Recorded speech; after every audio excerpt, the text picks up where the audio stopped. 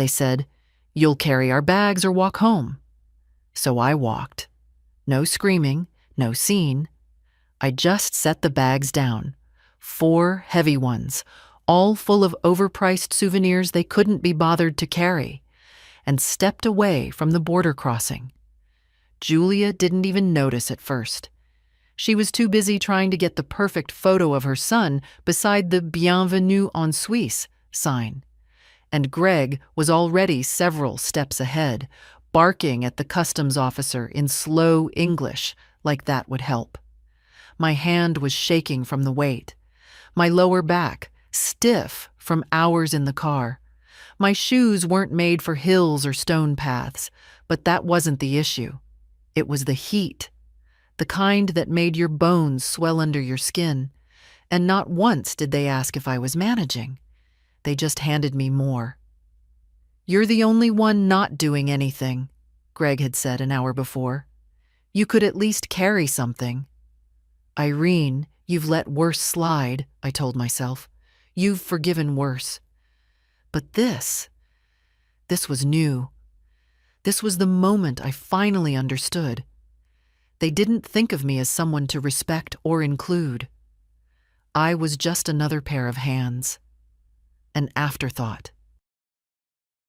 A tired old woman with a wallet and a strong back. When I left the bags there, on the grass beside the trail, I didn't think. I didn't plan. I just started walking in the opposite direction, toward a little sign that pointed to a village I didn't recognize.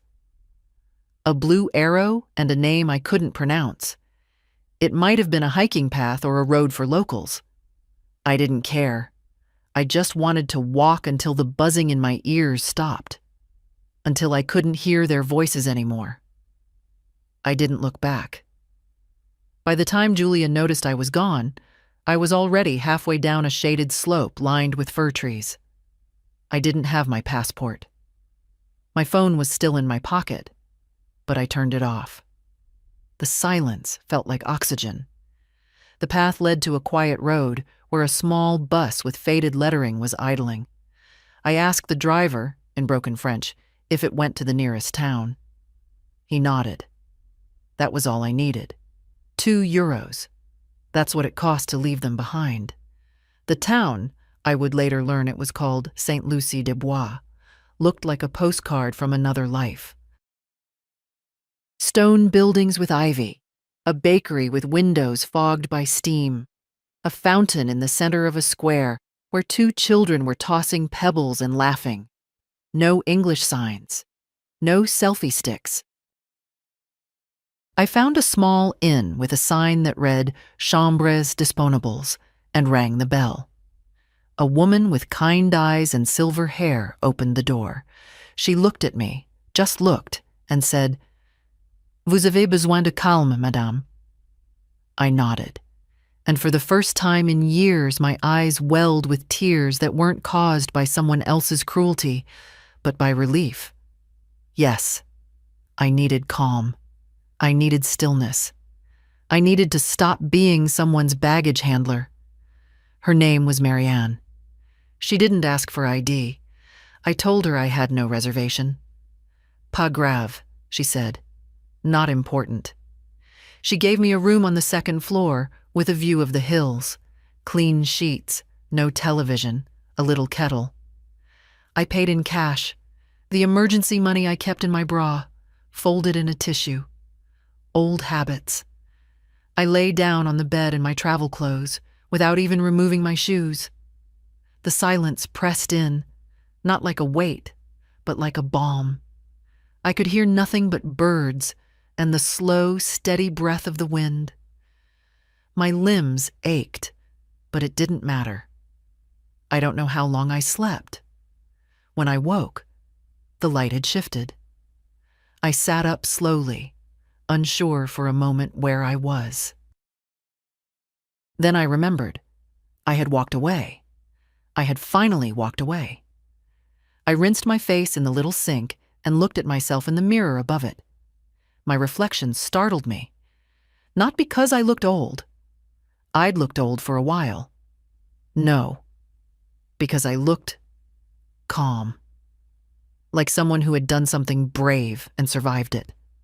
There were 5 missed calls on my phone, all from Julia. No messages. She wouldn't leave one, not unless she was sure she could control the narrative.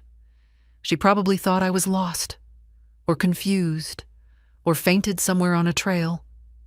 Let her wonder. Let them all wonder. I turned the phone off again and set it face down on the nightstand. Tomorrow, I would find a train station. I would buy a ticket. And I would go somewhere else, anywhere but back. Not because I wanted to punish them, but because I was done carrying what wasn't mine. It started with a promise. "We want you to be part of this, Mom," Julia said over the phone 2 months before the trip. "You've never seen Europe. We want to do it together. As a family." I should have known better. Julia always knew how to phrase things to sound generous, like a gift instead of a setup. Still, I said yes. I wanted to believe that maybe, just maybe, this would be different. I even bought a new suitcase. Not the big one, but the medium size with wheels that actually work. I didn't want to be a burden. I never do. I packed sensibly. Wrinkle-free blouses, a scarf or two, sturdy shoes.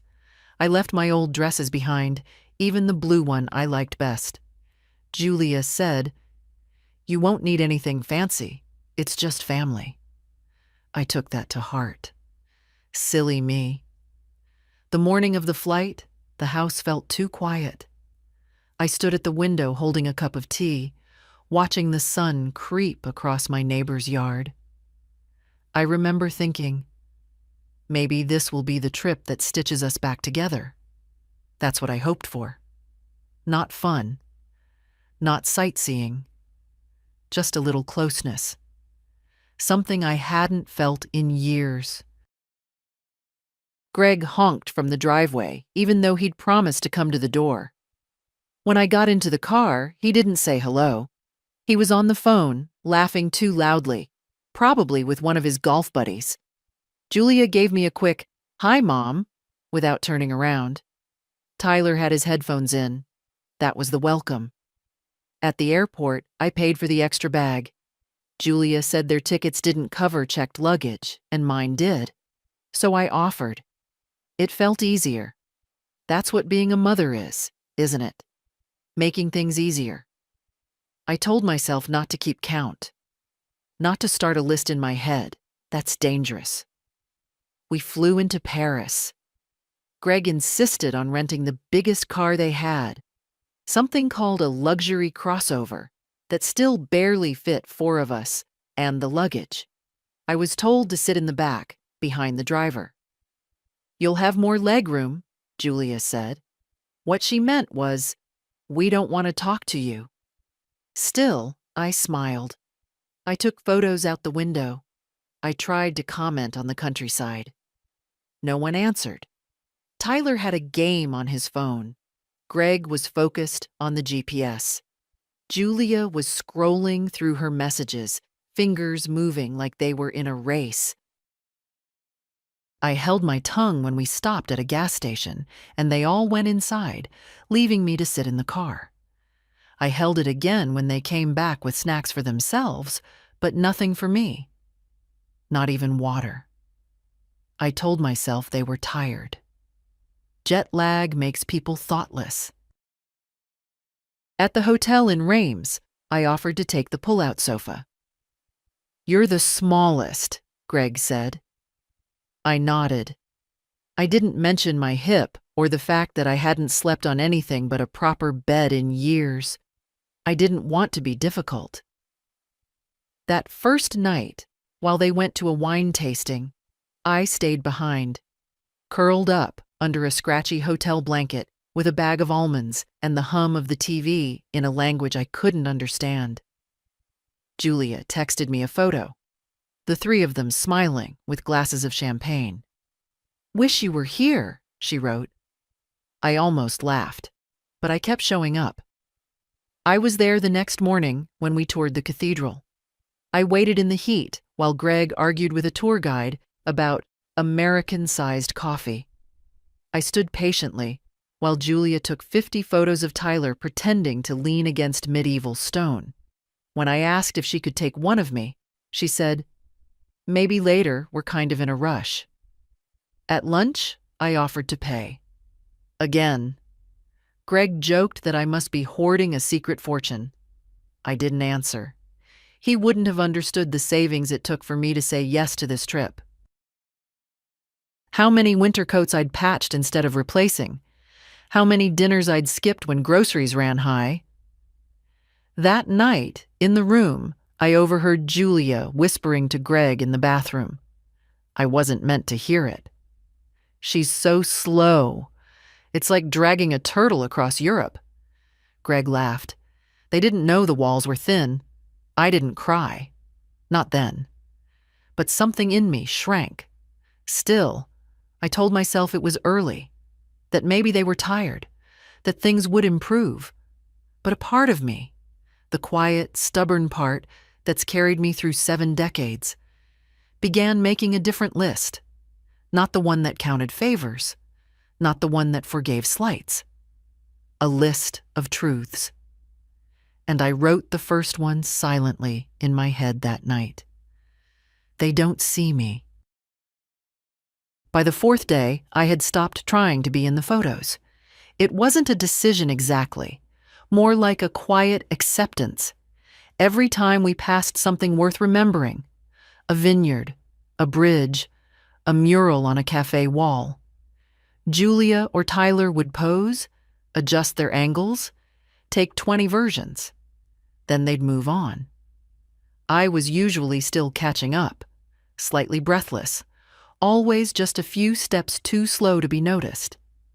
In one city, I forget the name, they were all blurring together. We stopped at a market square. Greg wanted sausages. Julia wanted local soap for her co-workers. Tyler just wanted Wi-Fi. I stood near a vendor selling hand-painted ceramics, plates and little espresso cups with shaky blue patterns, not perfect, but made with care. I lingered, ran my fingers over a small plate with tulips on the rim. It reminded me of a dish I'd once bought when I was young and broke and newly married. George and I had used it for years until it cracked down the middle. "Don't get that," Julia said, coming up behind me. "It won't match your kitchen." I hadn't asked her opinion. I hadn't said a word. I bought it anyway, wrapped it gently. Paid with my own money.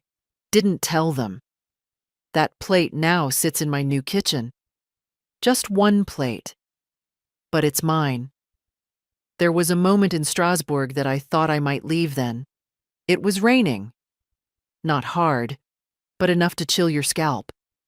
We'd just come out of a museum, the kind I'd enjoyed and they had rushed through. I wanted to sit. My knees were burning. There was a bench near a pastry shop, and I asked if we could pause for a moment. Greg rolled his eyes. "We just sat for lunch." Tyler said nothing, just pulled his hoodie tighter. Julia gave me a look that could cut glass. "If you're tired, maybe you should go back to the hotel. We'll explore a bit longer." They were already walking away before I could answer. I sat on that bench and watched them vanish into the crowd like people I used to know. The pastry shop had a small table outside, under an awning.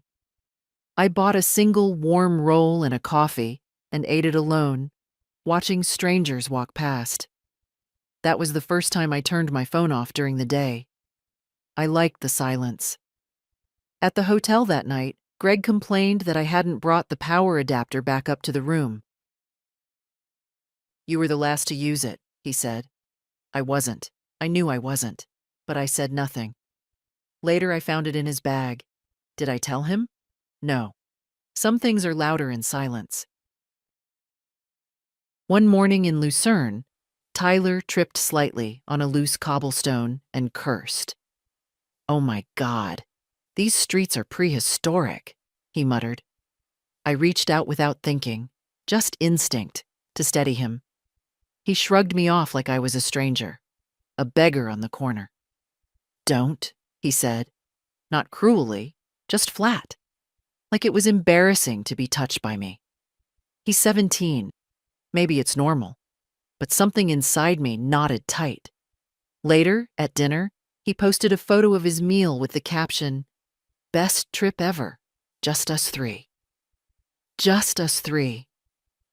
I saw it because he forgot I still followed him.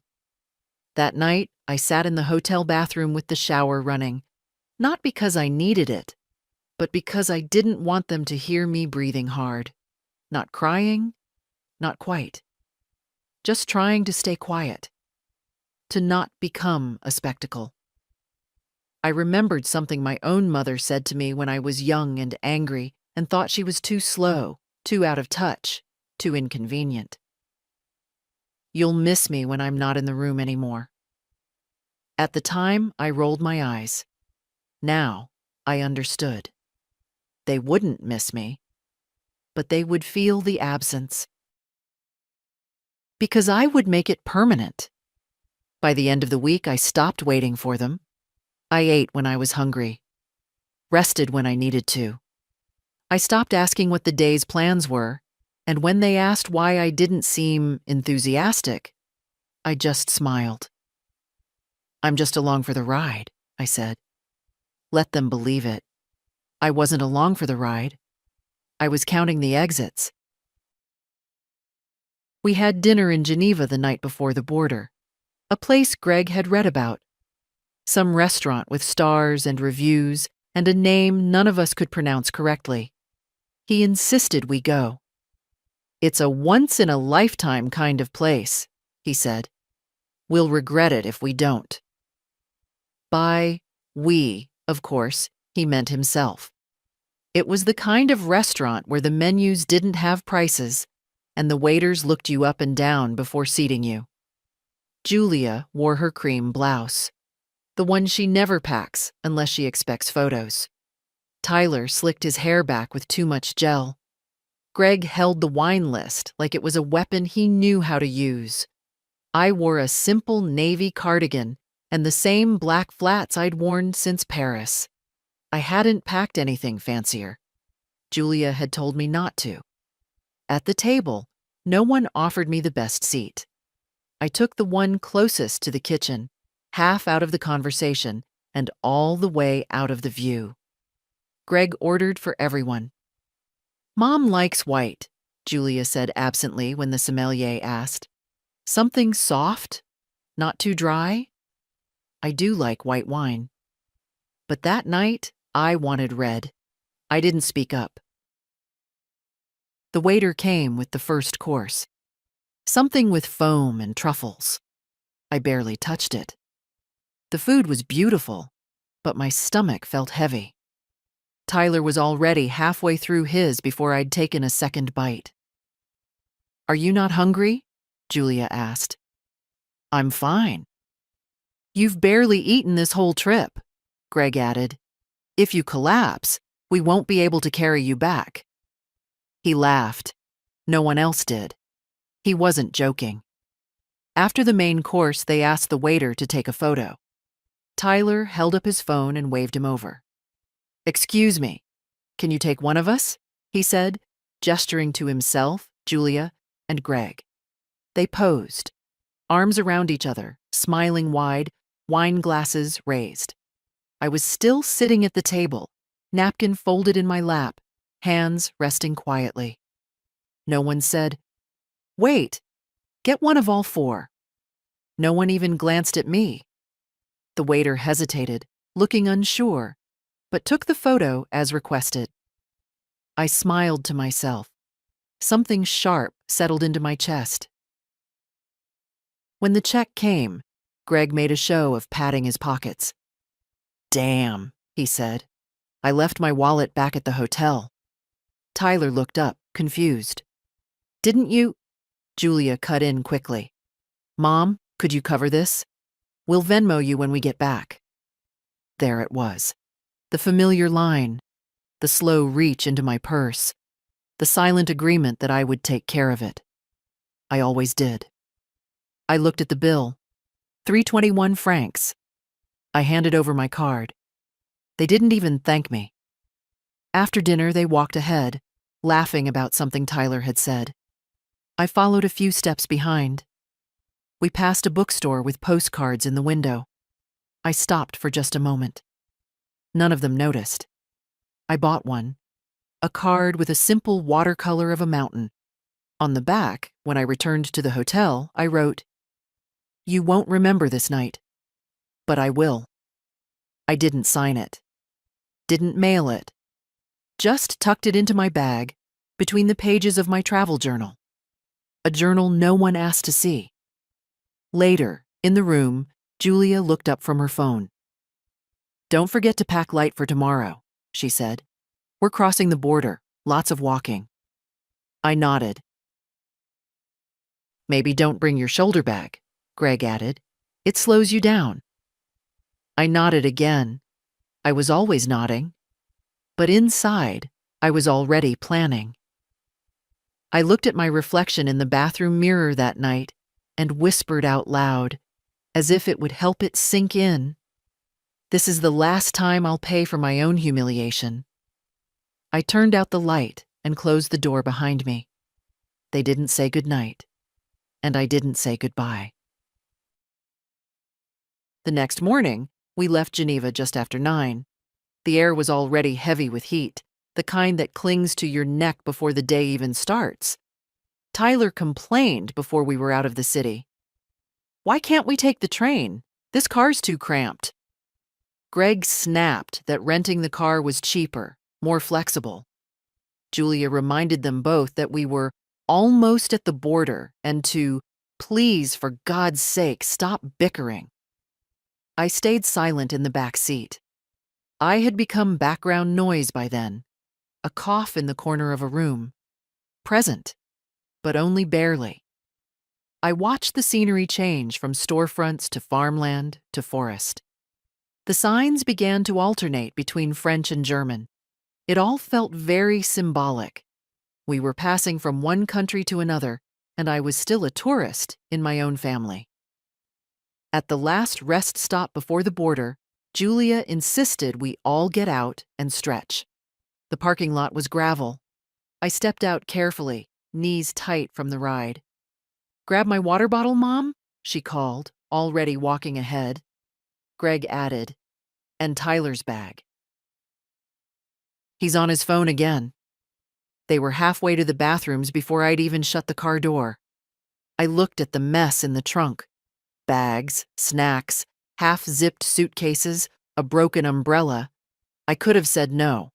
I could have let them handle their own things. But I didn't. I hoisted the tote bag over one shoulder, the backpack on the other. One of them, I still don't know whose, had a souvenir snow globe that jabbed me in the ribs. I shuffled toward the bathroom area, past rows of other travelers. Some with small children, some helping elderly parents. I watched a young man link arms with his grandmother as they walked. He smiled down at her. She beamed. No one ever beamed at me. When we got back in the car, Greg complained again. "It's like we've got 10 bags for 3 people." "4," I corrected softly. He didn't hear me, or he pretended not to. The border crossing was small, more of a checkpoint than a real gate. Switzerland doesn't fuss much, but there were still customs agents standing under a canopy, waving cars through at a crawl. Julia insisted we pull over and walk for a bit, while Greg handled the papers. "It'll be a cute photo op," she said. "We're officially entering Switzerland." Tyler groaned, but followed her out of the car. I followed too, carrying 2 of the bags they didn't want to leave unattended.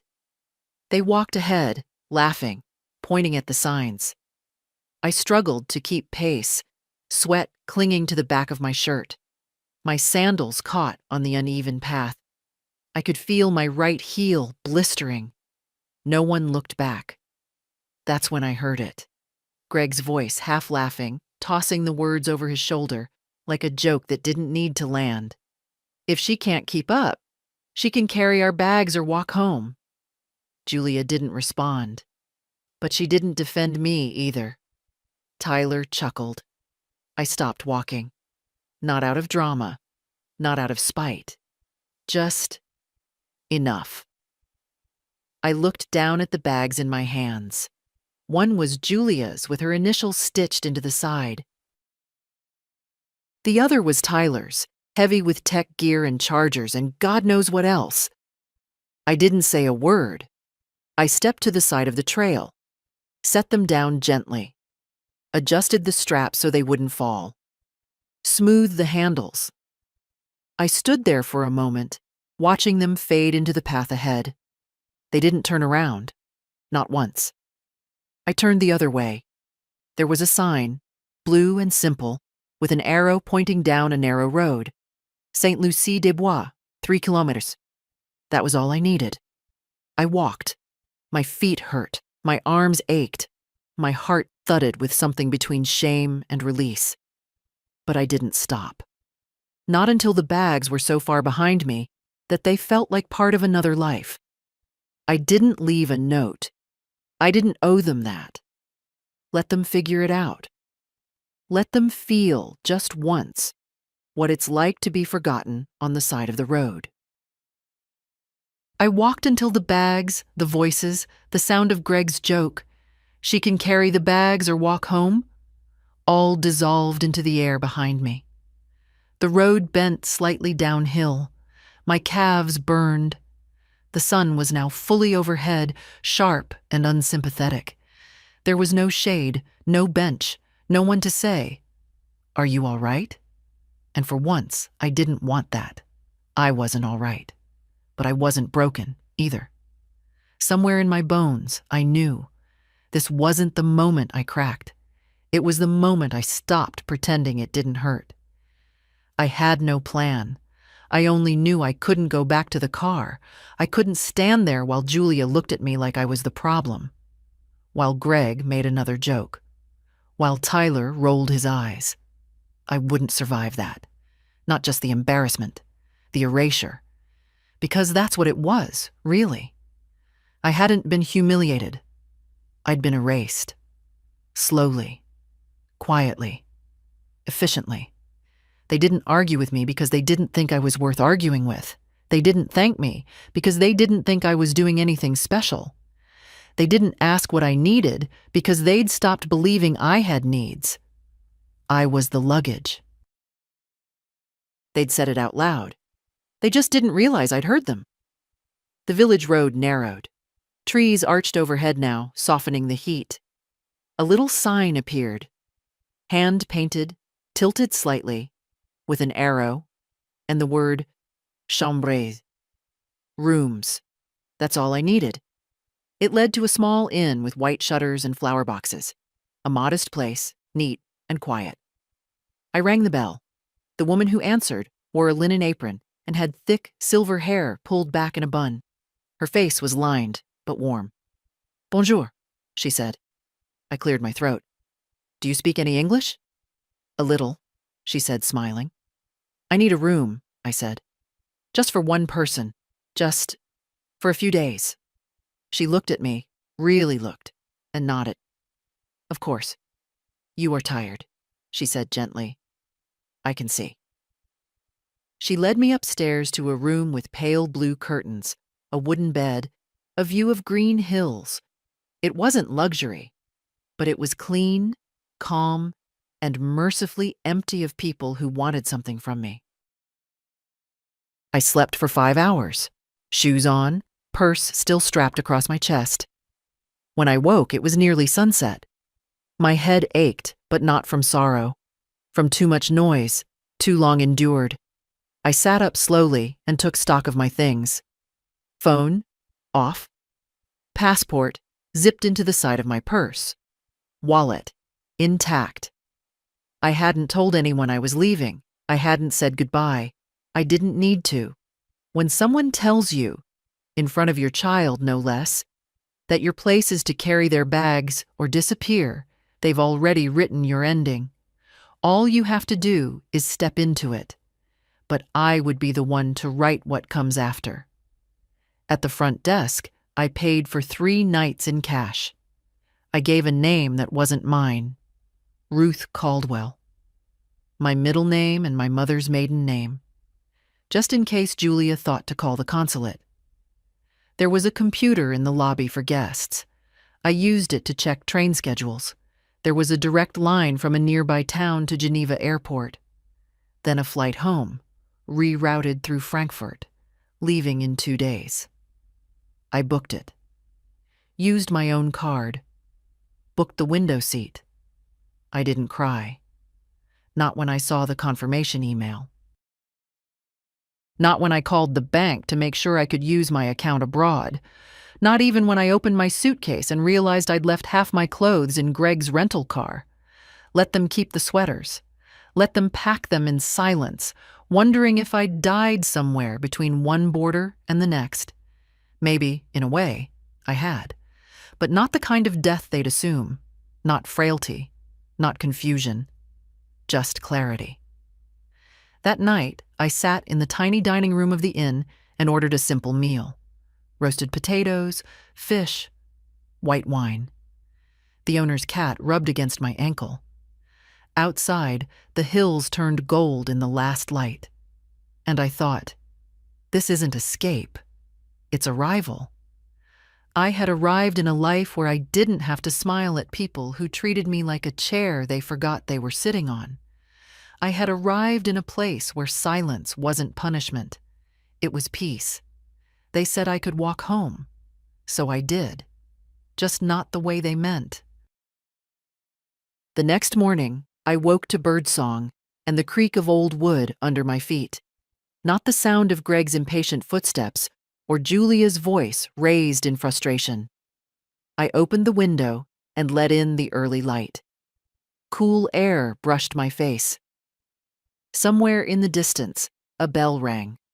Church or school, I didn't know. But it made me feel like I was somewhere people lived simple lives.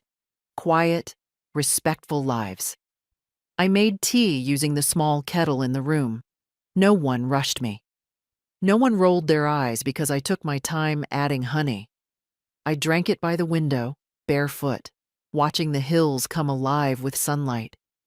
It was the first time in over a week, maybe longer, that I wasn't bracing for someone to need something from me. At breakfast downstairs, the innkeeper, Marianne, asked if I had slept well. I said yes. "You stay long?" she asked, her English hesitant but clear. "Just until tomorrow," I said. "Then I go home." She nodded, then hesitated. "Trouble?" I thought for a moment. Then I shook my head. "No, not trouble. Just too much noise." Marianne smiled gently, as if she understood more than I'd said. "Quiet is good for the bones." She poured me more coffee and walked away. I took a walk that morning, through streets with no names I could read. I passed gardens full of tomatoes and lavender, stone walls, wooden signs, bicycles leaning against fences. No one stared. No one offered me advice. A little girl waved to me from behind a gate. I waved back. That was it. It felt like healing, not the kind where someone comforts you, the kind where no one disturbs you, where your soul gets to uncoil like a rope left in the sun too long.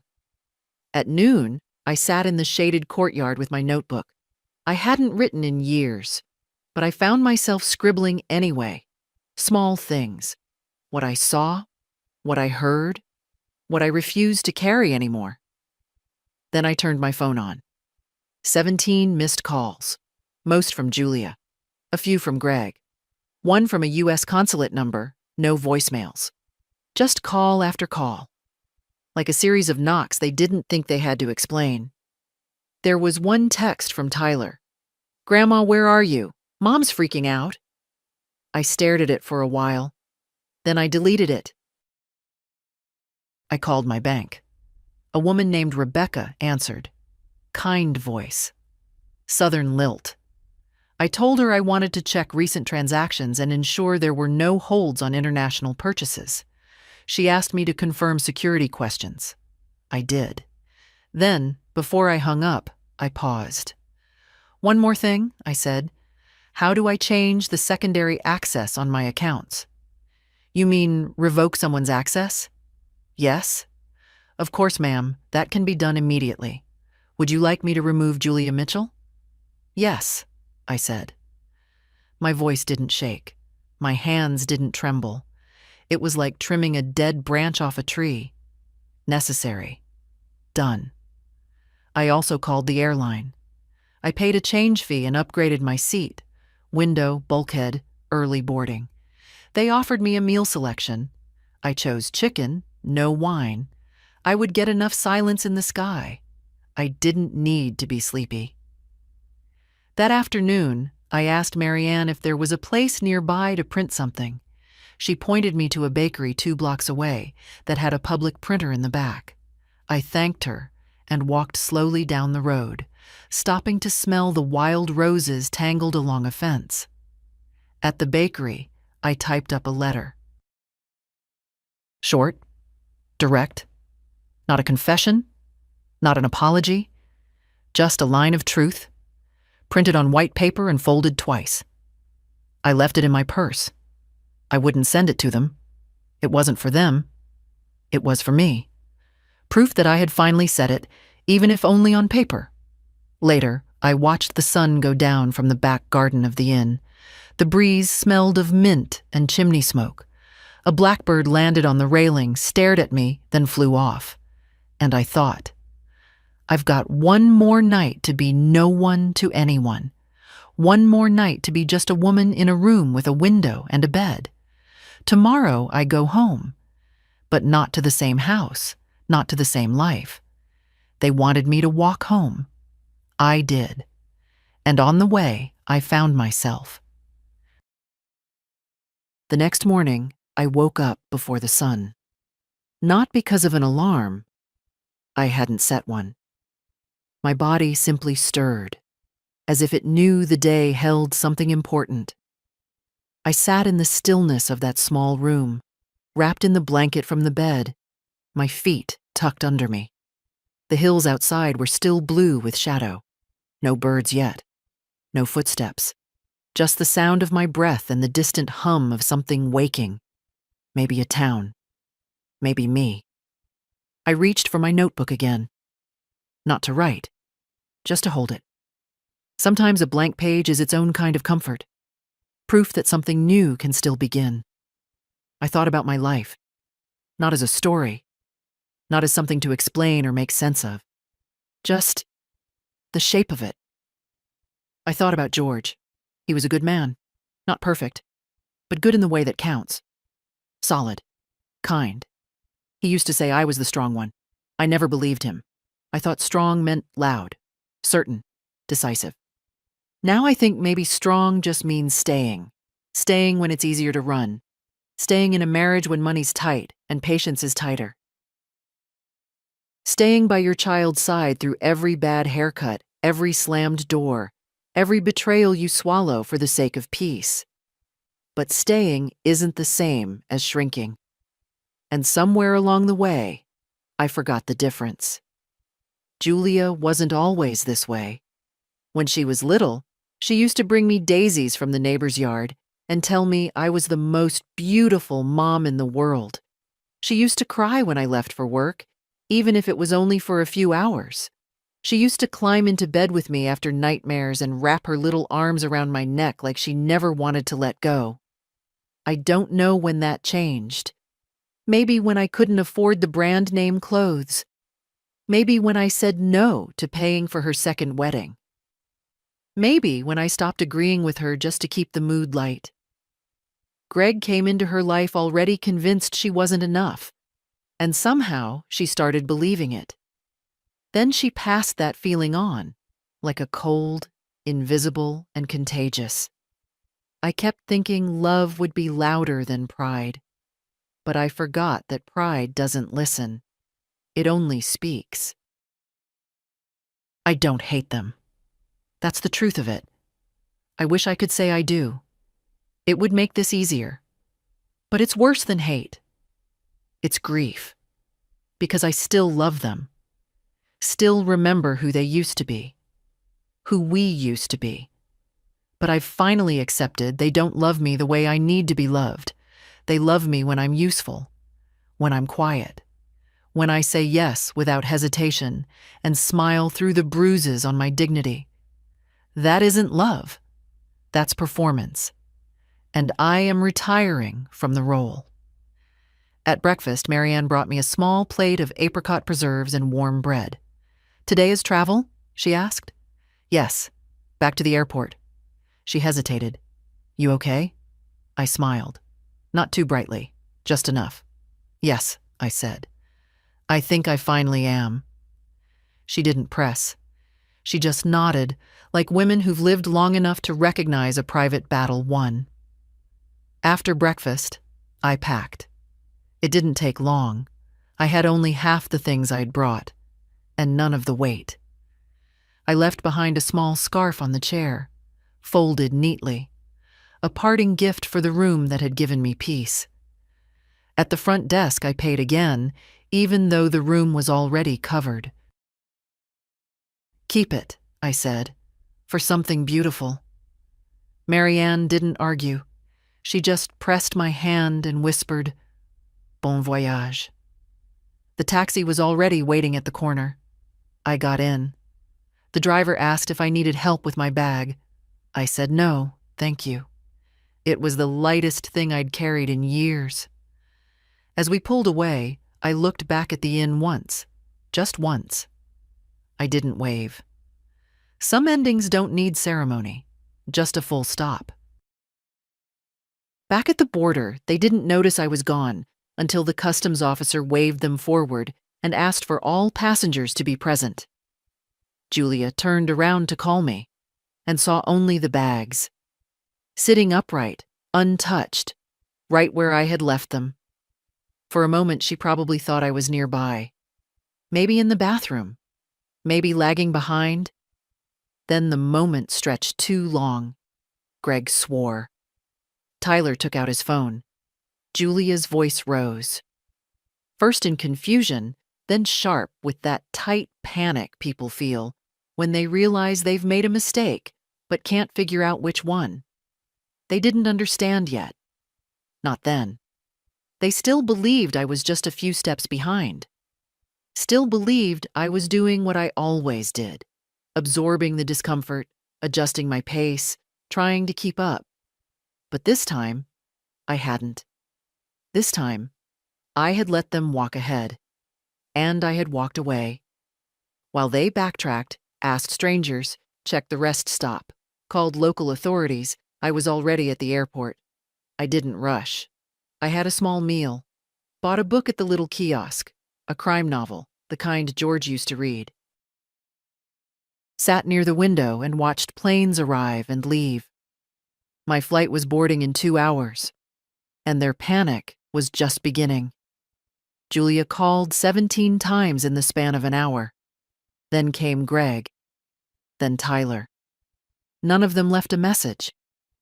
I pictured them standing in a group, faces drawn, talking over each other. Maybe she got lost. She's not answering. Try her again.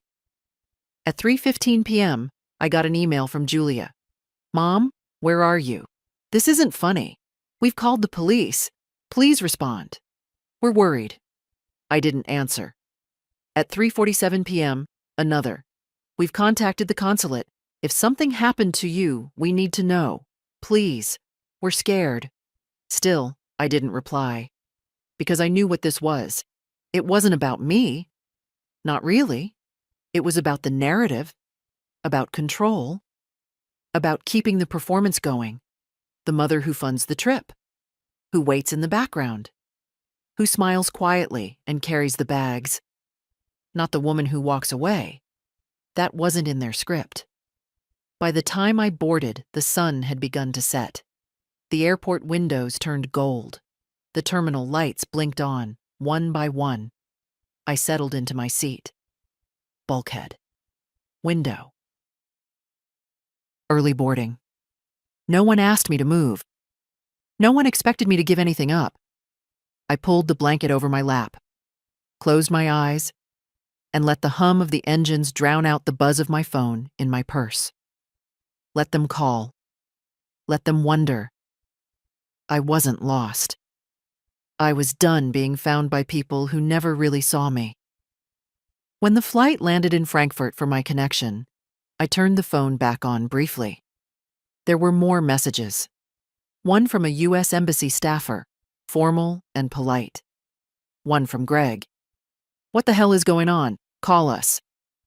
Two from Tyler, shorter, more clipped. Then one from Julia. "Please, just let me know you're safe." I read that one twice. It was the only one that sounded like her. The her I remembered. Before Greg. Before the coldness crept in. Before she learned to be disappointed in me. I almost responded. Then I didn't. Some silences are earned. I boarded the connecting flight. This one smaller, quieter. A red eye to the U.S. As we ascended, I pressed my forehead to the window. Below, Europe fell away in a patchwork of lights and shadow, and I thought, let them search. Let them feel the absence. Let them sit in the empty space I used to fill and ask themselves why it's there. Back in the States, I didn't go straight home. I didn't tell anyone I was coming back early. Didn't call the house sitter. Didn't check the mailbox. Didn't even stop at the market where everyone knows me by name. I took a taxi from the airport to a lakeside inn 2 towns over. Somewhere quiet, unfamiliar. A place with no expectations. I paid cash again. Asked for 2 nights. The woman behind the counter was younger than me, late 50s maybe, but her eyes had the same tired kindness I'd seen in Marianne's back in Switzerland. "You're traveling alone?" she asked. "Yes." "Business or pleasure?" I smiled faintly. "Closure." She didn't ask anything else. The room had a view of the water, a small balcony, no television, no phone, just a soft bed, a wooden chair, and a kettle with packets of tea. It was perfect. I took walks by the lake that first day, watched ducks waddle across the grass, sat on a bench and listened to the wind rustle through the reeds. No one called my name. No one asked me to carry anything. I wasn't anyone's mother here, just a woman in a coat walking by the water. On the second evening, I went down to the lounge for a cup of tea. The lobby was quiet. A fire flickered low. A man sat near the window, reading. Gray-haired, slender, dressed neatly, like someone who still took pride in small things. He looked up when I entered, nodded politely. I nodded back. That might have been the end of it. But when I sat near the fireplace, cup in hand, he spoke. "Beautiful time of year for this lake," he said. I agreed. He introduced himself. "Robert." "Ruth," I said without thinking. The name came easier now. I wasn't hiding. I just wasn't ready to be Irene again. He didn't press. Didn't ask what I did or where I was from. We talked about books, about the lake, about how some kinds of silence are sacred. "I come here every year," he said. "Wife passed 5 years ago. This was our place." "I'm sorry," I said gently. He looked out the window. She always said it's easier to breathe by water. She was right. We didn't talk long. But when he stood to leave, he said, "Good night, Ruth. I hope you rest well." And I did. Better than I had in years. The next morning, I checked out. Backpack on my shoulder. Passport zipped tight in the front pocket. I left a note for Robert at the desk. Not a letter, just a line, scribbled on a hotel notepad. "You were right. The silence here is good for the bones. Thank you. R." I didn't leave a number. Didn't ask for anything in return. I didn't need to. Some kindnesses exist only in the moment they're given, like light through a window at just the right hour. I took a taxi home. The driver tried to make small talk. I let him. We passed the familiar streets, my grocery store, the library, the diner with the terrible coffee but good pie. Everything looked the same, but I wasn't. As we turned onto my street, I felt the old ache rise, the one that came every time I saw the porch, the garden I used to tend, the front door where no one had knocked in weeks. But I didn't let it win, because I wasn't going to stay. Not in that house. Not in that life. They'd asked me to walk home. I had. And now I was going to leave it behind. For good. The house was just as I'd left it. Front porch clean, mail neatly stacked. The potted fern I'd forgotten to water still green somehow. The house sitter must have done her job. I'd hired her for 2 weeks, and I was back in 8 days. I walked through the front door with my own key. Quiet.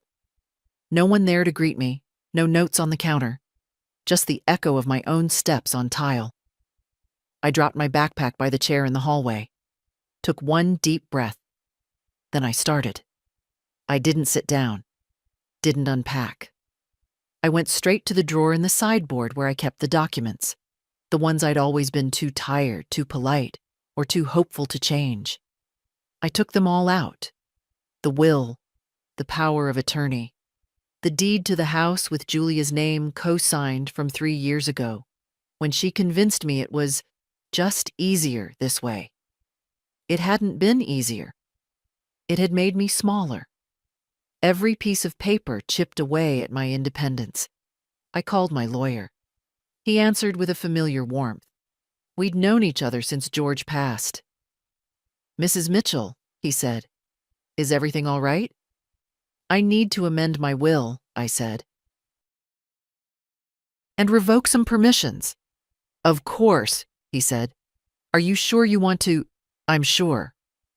There was a pause. I could hear him switching into the voice lawyers use when they know something deep has shifted.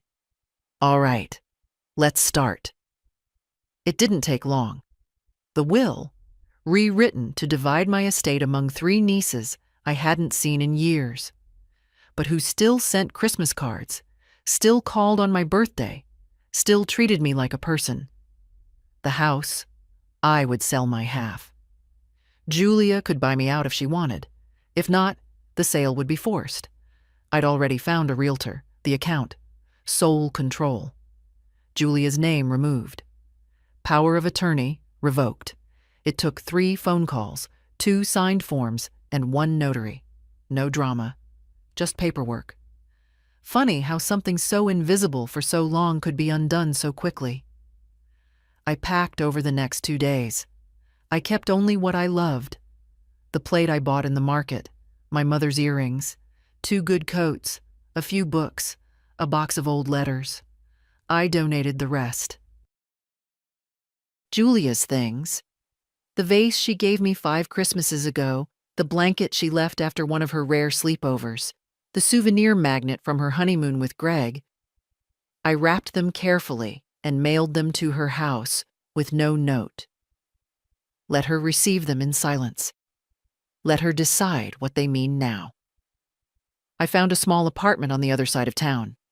1 bedroom, top floor, a view of the hills, enough sunlight to warm the kitchen table. I signed the lease in person. The agent, a kind woman with a no-nonsense haircut, handed me the keys with a smile. "You moving out of a big place?" "Big enough," I said. "You downsizing?" "No," I said, pausing just a moment. "I'm right-sizing." She laughed, not unkindly. "I like that," she said. So did I. That night, in the near-empty house, I ate dinner on a paper plate, a sandwich, a cup of tea, a square of chocolate. I sat at the kitchen table where Julia had once told me, "You should be grateful we're including you." I stared at the spot on the floor where Greg had spilled wine and laughed when I offered to clean it. and I let it all pass through me, not like a storm, but like a wind that no longer mattered. Then I walked through each room once more, slowly, with intention, not to say goodbye, to reclaim it, because it was mine once. And now, it was done. Dear Tyler, you won't read this. I won't send it. Not because I'm afraid of your response, I doubt you'd bother, but because this letter isn't for your inbox. It's for me. I need to write it so I don't carry it anymore. You used to call me Grandma with 2 M's and one big hug. You used to fall asleep on my lap watching cartoons, drooling on my shirt, and I let you, even when it stained. I used to save every scribble you gave me. Dragons with 3 heads, spaceships with windows, hearts with jagged edges. You don't remember that. But I do. I remember everything. I remember the last time you reached for my hand in a parking lot without being told. I remember the first time you ignored me in a room full of people, like I was furniture, invisible and expected. I remember when your eyes stopped lighting up when I walked into a room. You didn't get cruel all at once. It came slowly, quietly, the way winter seeps in through old windows. I barely noticed at first, but it was there. In the way you sighed when I asked for help unlocking my phone. In the way you mocked my ringtone under your breath. In the way you never once, not once, offered to carry a bag that wasn't yours. You're 17. That's old enough to know better. It's not about forgetting to say thank you. It's about not seeing a person as someone who deserves one. That day at the border, you laughed. You laughed when Greg said I could carry the bags or walk home. I don't think you understood what you were laughing at. I don't think you realized what it meant to join in. Because when you laughed, you didn't just echo someone else's cruelty. You confirmed it. You turned it into fact. You made it real. Here's what I want you to know, Tyler. I am not fragile because I am old. I am not your servant because I am quiet. And I am not your audience just because you have Wi-Fi and sharper elbows. I had a life before your mother was born. Before you were even a thought. I had dreams and disappointments, laughter and grief. I have scars you'll never see and stories you'll never ask to hear. I walked away not because I was weak, but because you all assumed I never would. Your mother thinks she lost me. She didn't. She gave me away in pieces over years. One request, one joke, one dismissal at a time. And I finally stopped receiving myself back. I don't hate you. You're still a boy. A boy raised in a house where men get loud and women get tired. A boy who doesn't know yet that silence from the people who love you isn't always safety. Sometimes it's surrender. And sometimes it's the warning before a door shuts for good. Maybe someday you'll grow up and remember that trip. Not the monuments. Not the food. But the empty space where I was supposed to be when you turned around. Maybe you'll wonder where I went. Maybe you won't. But I'll tell you anyway, because this letter is mine to finish. I went somewhere people saw me. Not because I needed applause, not because I demanded love, but because I finally remembered that love, real love, never makes you beg for a seat at the table. It makes room. You didn't make room for me, Tyler. But I've made room for myself, and it is quiet here. And it is good. Love, Grandma. P.S. You won't get this letter, but maybe, one day, you'll feel it. The first time Julia called after I got home, I didn't answer. Not the second time either. She left 2 voicemails, both measured, both careful. The first one was clipped, strained. "Mom, I don't know what happened, but we were worried. I hope you're okay. Please call when you get this." The second came a day later, softer, but still wrapped in the old tone, the one that made everything sound like my fault. "I just want to understand. You left without saying anything. We searched. Tyler was scared. Just talk to me." "Scared?" He laughed when Greg said I could carry their bags or walk home. Funny how fear only shows up when silence answers back. I didn't call. I waited. And on the fourth morning, there she was, standing on the porch of my new apartment, holding a paper cup of coffee like a peace offering. She knocked once, twice, then stepped back and looked around, unsure if she'd gotten the address right. I opened the door without a word. Her eyes widened just slightly. She looked thinner, tired. "Mom," she said. I stepped aside. She came in. No hug, no greetings, just a breath held too long. She sat at the small table near the window, the one I'd already claimed as mine. Journal, teacup, small vase of wildflowers. She looked around like she was in someone else's house. "You moved," she said. "I did. Why didn't you tell me?" I paused. "You didn't ask." That stung. I saw it land. She held the cup between her palms and didn't drink. "Tyler was scared," she said again. "I'm sure he was. You just disappeared." "No," I said quietly. I walked away. "That's different." Julia looked down. Her hair, always perfect, was now pulled into a loose bun, a few gray strands peeking through. She didn't speak. So I did. "You told me, in a dozen small ways, that I was a burden, that I was background, that I should be grateful for crumbs of inclusion. I believed it for a long time." She winced, but still said nothing. "You all forgot I was a person." "That's not true," she whispered. "It is," I said. "It may not have been deliberate, but it was real." She blinked fast.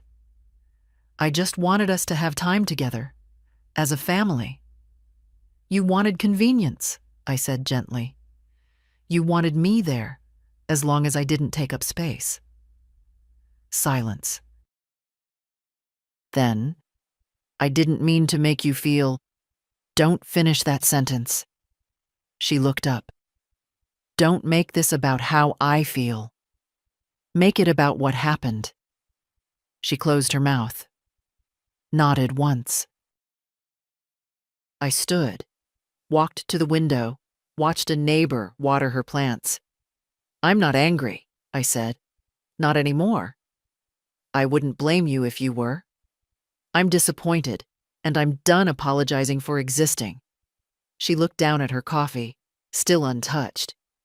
"I came to apologize?" she said. I turned. "Then do it." Her throat bobbed. "I'm sorry." Not dramatic, not rehearsed, just said. And I believed her, or at least the part of her that had the courage to show up here. But apology isn't a reset button. It's just a beginning. "I'm not coming back," I said. "I know. I'll be polite, civil.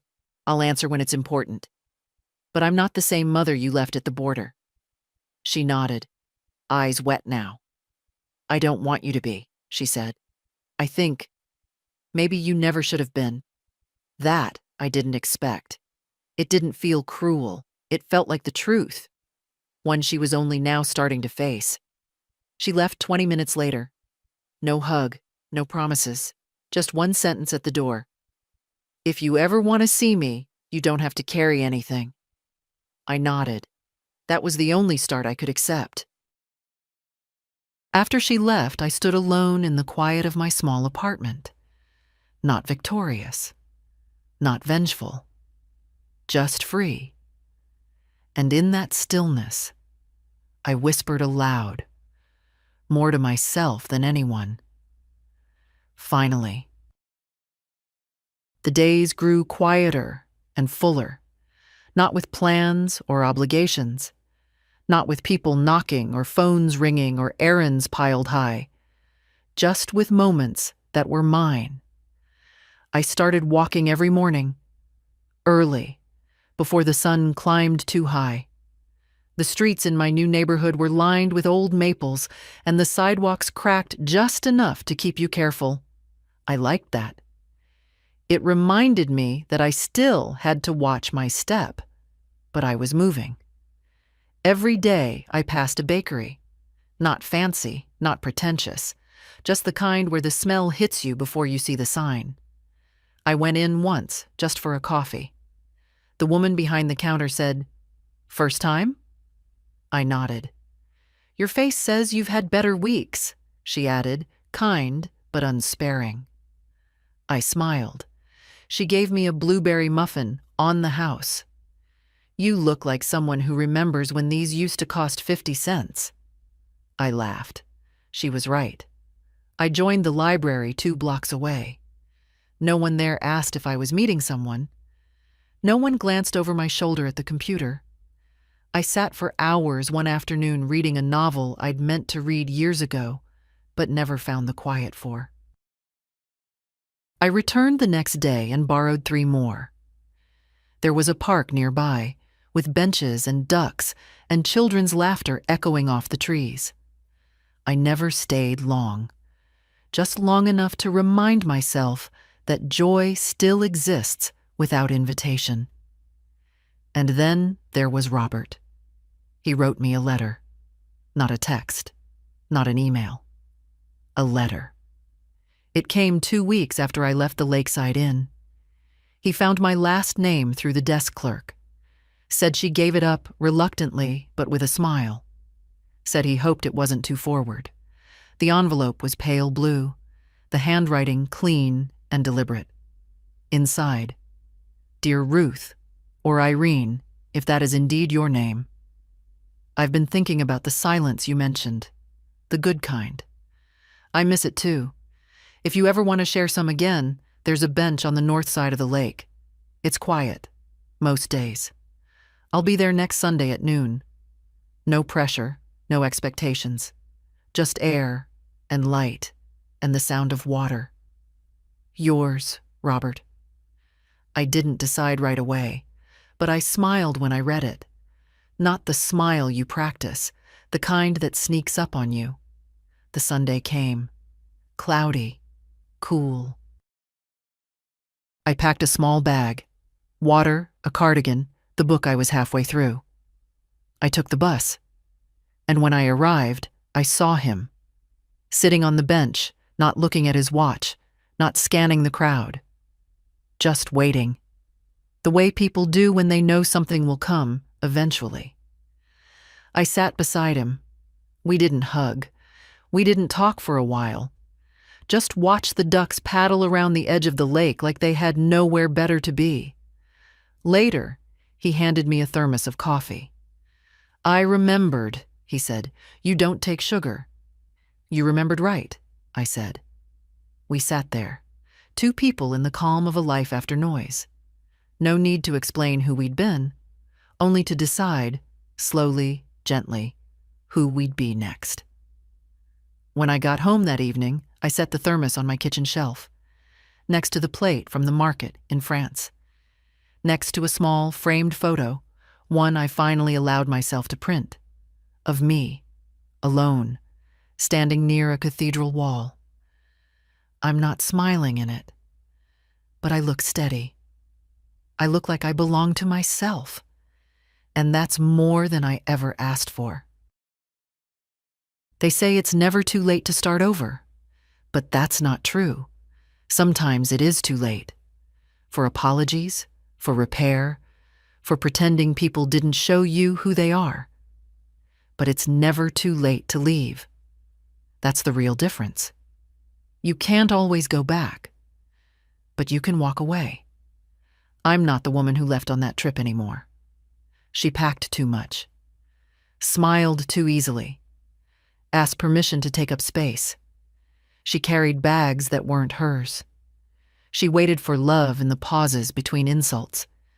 She excused everything because it was easier than naming what hurt. That woman? She did her best, and I love her for it. But she's resting now, and I'm here. I've built a life that fits inside a small apartment with quiet mornings and warm bread and windows that let in more sun than sorrow. I've learned how to say no without trembling. I've learned how to leave a room without apologizing for the door closing behind me. I've learned that the people who love you will never force you to prove your usefulness. They'll just love you. In silence. In stillness. In the space you take up without shame.